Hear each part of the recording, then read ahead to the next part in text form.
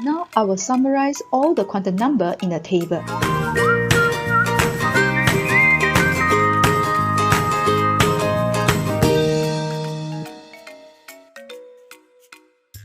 Before filling out the table, we shall revise the values each quantum number can take.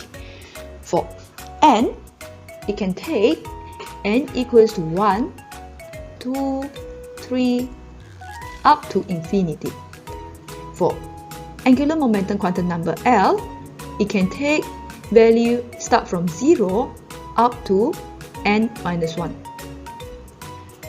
For magnetic quantum number M, it can take the value from negative L to 0 to positive L.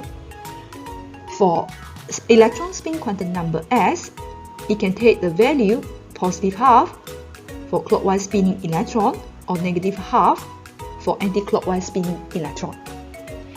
For n equals to 1, the L value therefore will be 0. And how shall we write the subcell designation? We must remember that for L equals to 0, the designation is S. For L equals to 1, the designation is P, and for L equals to 2, the designation is D, and for L equals to 3, the designation is F.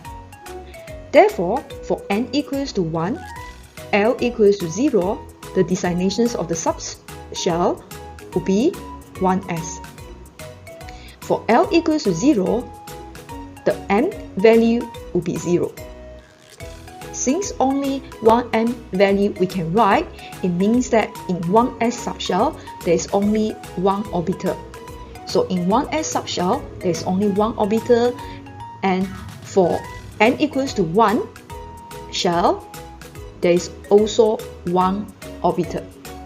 In each of the orbital, maximum it can have 2 electrons, one spinning clockwise, another one spinning anti-clockwise.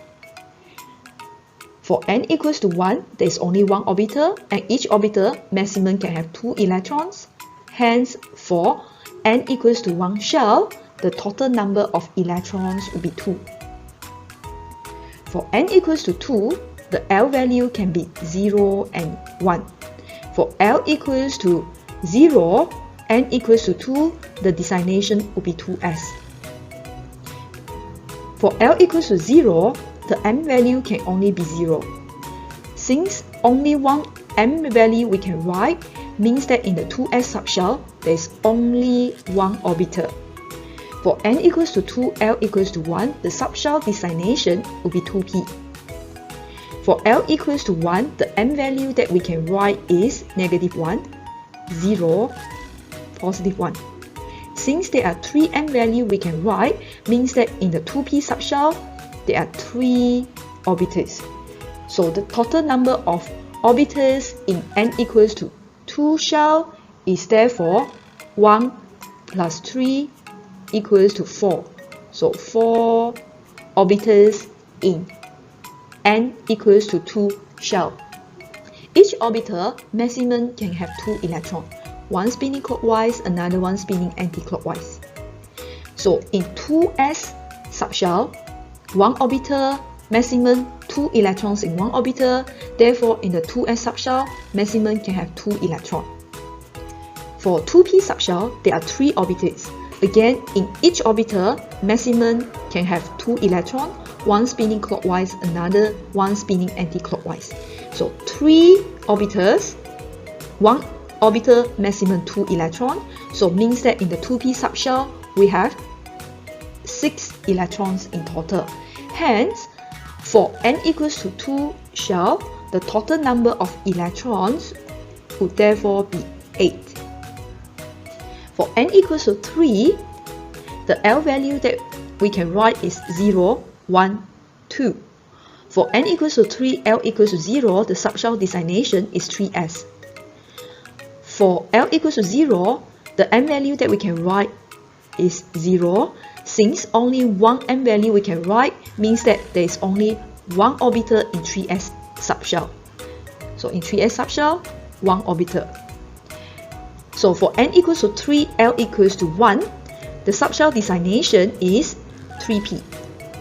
For L equals to 1, the n value will be negative 1, 0 and positive 1. Since there are 3 n values we can write, means that 3 orbitals in 3p subshell. For n equals to 3, L equals to 2, the subshell designation is 3D. For L equals to 2, the n value we can write is negative 2, negative 1, 0, positive 1 and positive 2. Since there are 5 n value we can write, means that in the 3D subshell there are 5 orbitals. 5 orbitals, so means that in n equals to 3 shell, total orbitals in n equals to 3 shell is therefore 9. So in each of the orbital, maximum can have 2 electrons, one spinning clockwise, another one spinning anti-clockwise. So means that in 3s subshell, one orbital, maximum number of electrons is 2. Again, in each of the orbital, electron can be spinning clockwise and anti-clockwise. In 2p subshell, there are 3 orbitals, and in each orbital, maximum can have 2 electrons. Hence, in 3p subshell, the total number of electrons we can have is 6. So again, in each orbital, maximum can have 2 electrons, one spinning clockwise, another one spinning anti-clockwise. In 3D subshell, there are 5 orbitals. In each orbital can have 2 electrons, hence the total number of electrons in 3D subshell is equal to 10. And therefore, the total number of electrons in n equal to 3 shell is equal to 18. Based on this table, we can summarize that to calculate the total number of orbitals in a shell, we can use the formula n squared. With n refer to the principal quantum number n. So for example, if we want to calculate the total number of orbitals in n equals to 3, we just need to substitute the 3 into the formula to give us 9. So means that principal quantum number n equals to 3, so the third shell will have 9 orbitals in total. The second thing we can summarize is to calculate the total number of electrons in a shell, we can use the formula 2n squared. Again, the n here is referring to the principal quantum number n. For example, if we want to calculate the total number of electrons in the third shell, n equals to 3, we just need to substitute the 3 into the n to give us